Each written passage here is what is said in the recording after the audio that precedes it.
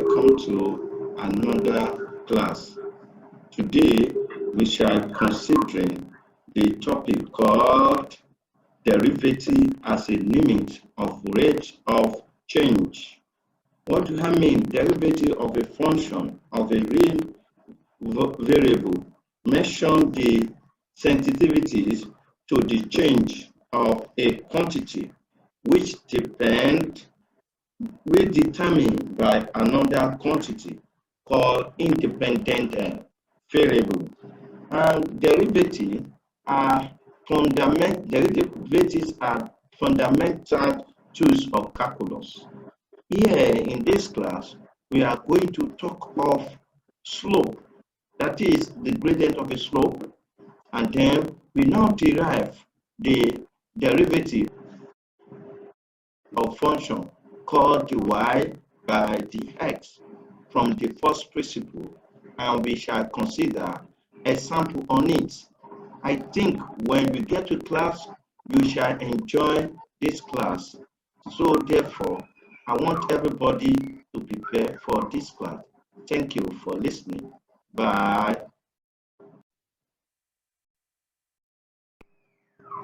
Today's topic is derivative as limits of rate of change. If you look at my diagram here, you can see that we have footpaths or motor paths that if you move from this point to here, you cover distance. You cover a distance, and at different time, you move from here to here.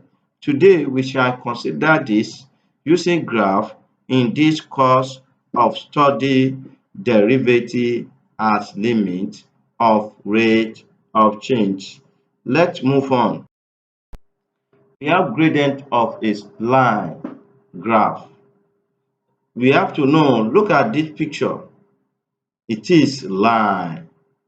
It is line.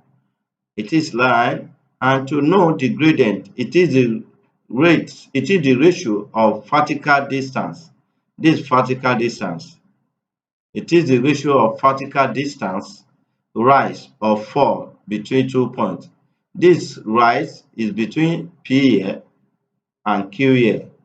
We are talking of distance change from here to here. To the horizontal distance, this horizontal distance, x-axis, change between P and Q. Look at it, this between P here, Q here. Let's look at this graph to illustrate what we call gradient. In mathematics, gradient is represented by M, and M is our gradient of slope. Here we are considering straight line. If you look at it, this point P,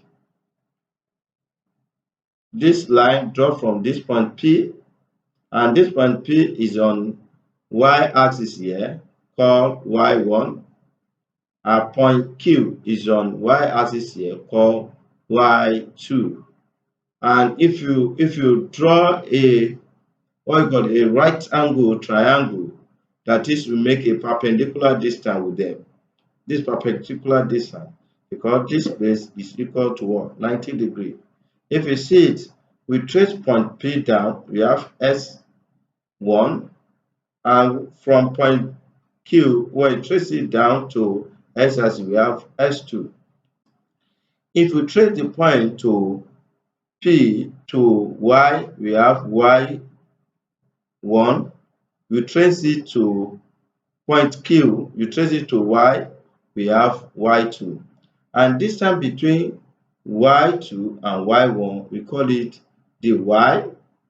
And distance between S1 and S2, we call it the X. And by the definition, that is, gradient is the ratio of vertical distance the line rises or falls between 2 points. That's vertical distance here, which is what? Change in Y. You can see it from here to here, or from here to here. is change in y, and our horizontal is change in the x from here, from S1 to S2. We can see it. And change is represented by delta. This is a capital delta of y all over delta x. That means change in y all over change in x. And if you look at this diagram, we have y2 minus y1. You can see y2 minus y1. Look at it, s2 minus s1. And I said that the distance between s2 is the x. That's why we have the x here. And distance between the y2 and y1 is the y. That's why we have the y here. That m, that is slope, is equal to dy dx. Let's move further. Example 1. Consider the straight line y is equal to 3x plus 2, showing in the figure. Find the gradient of the line. How to find the gradient of line?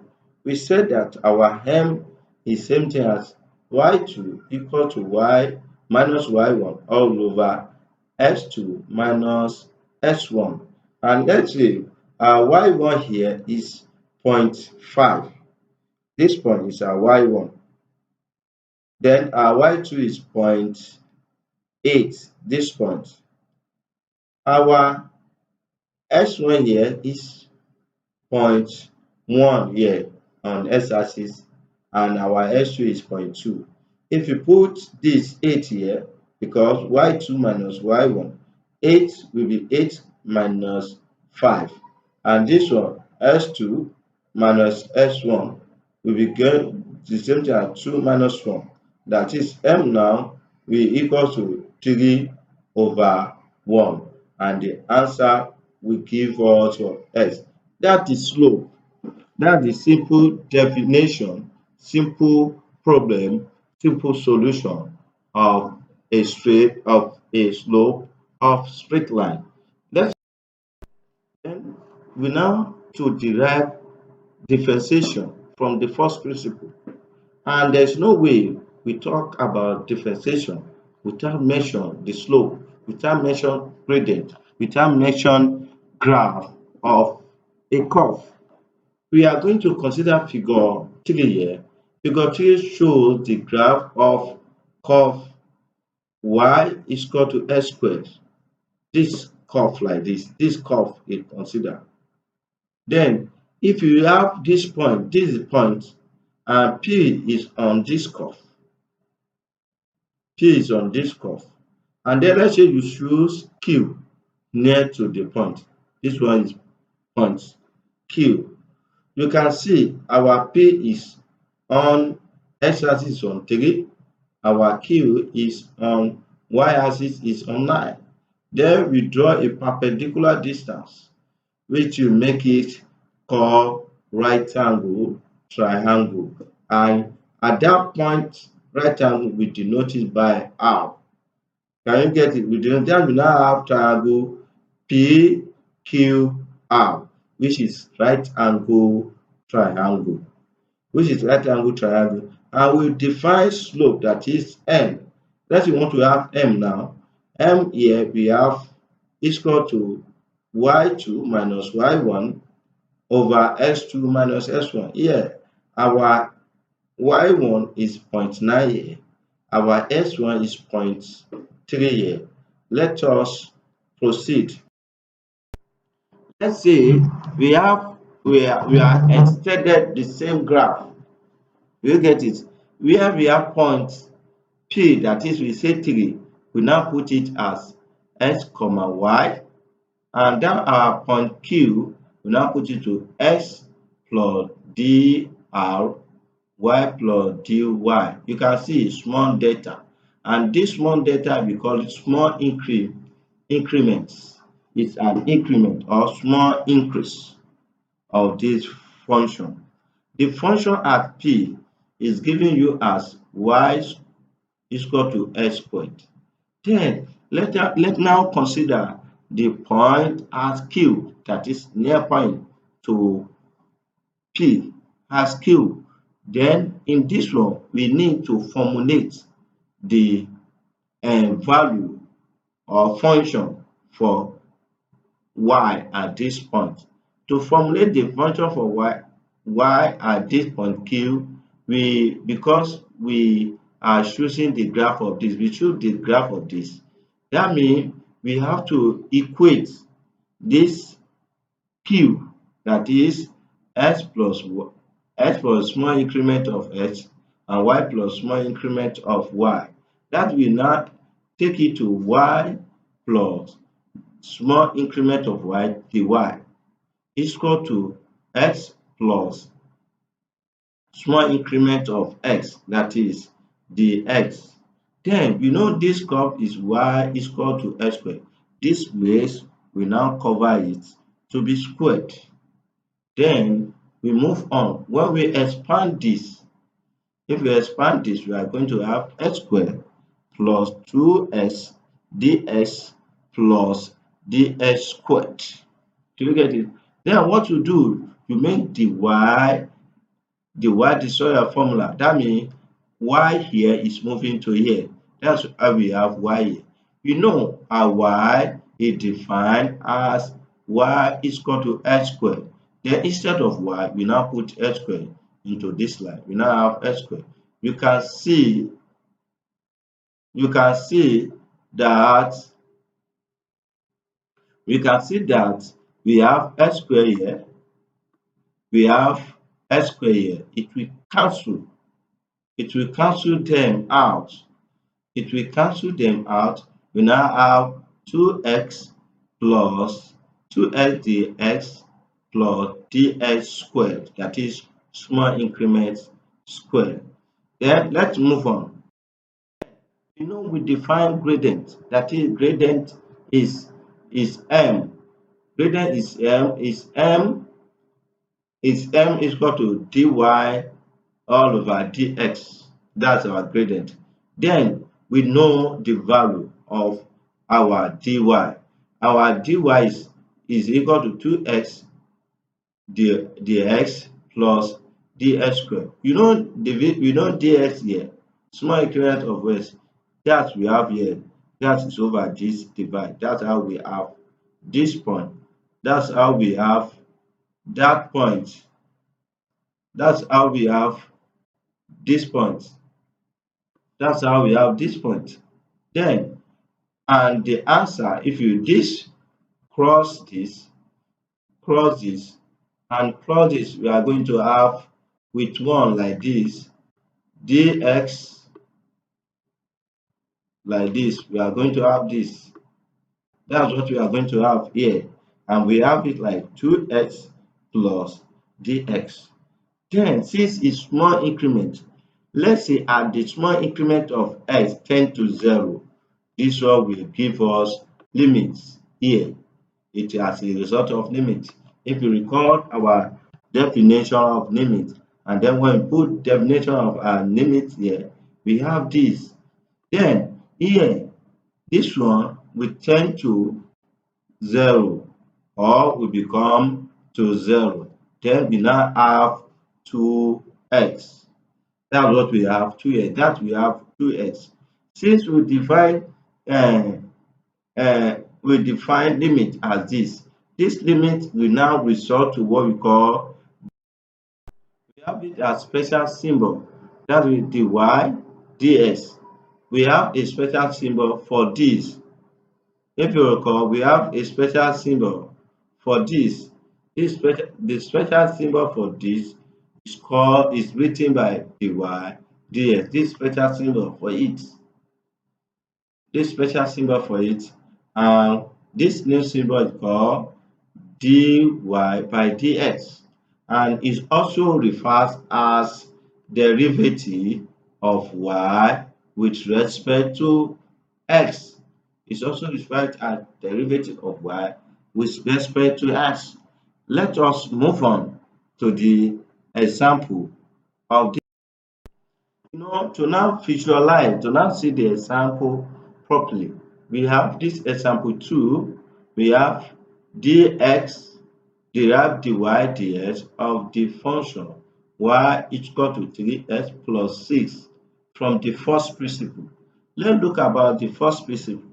The first principle says when we have y equal to 3x squared plus 6 at point pxy, there is another point near to it, close to it, or closer to it, called point P,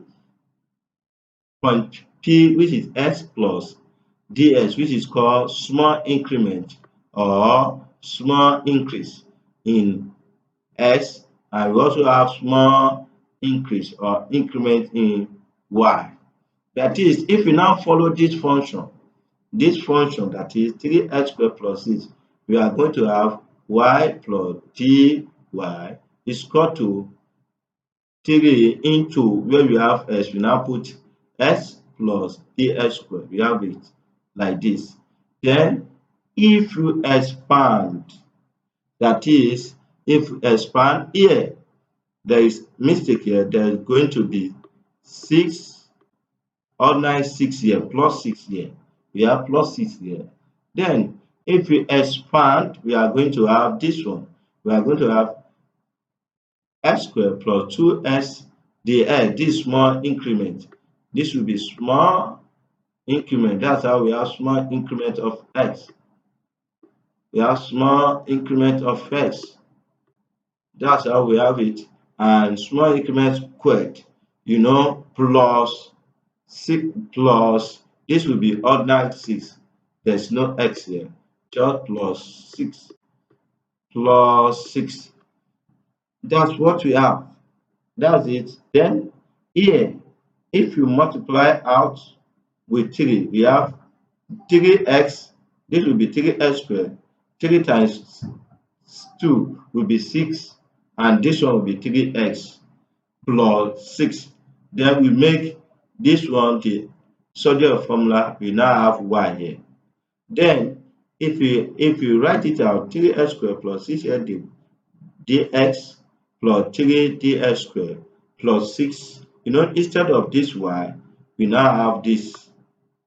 We now have this here. We have it here. We have it here. Then we now have 3x squared minus 6. Then we can now see that this we cancel this. This we cancel this. Is that taken? We now having x dy will give you x 6x plus dx plus 3 dx squared. Then this now leads us to what we call gradient m. We define gradient m as the small increment in y all over small increment in x. And small increment in y is 6x plus 6x dx plus 3x dx squared. We now divide it by small increment in what? In x. You can see that this cancel this and it will cancel one of these.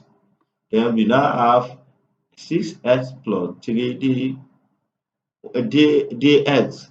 Then we now introduce the limit so that it can become function. I now bring limit of this.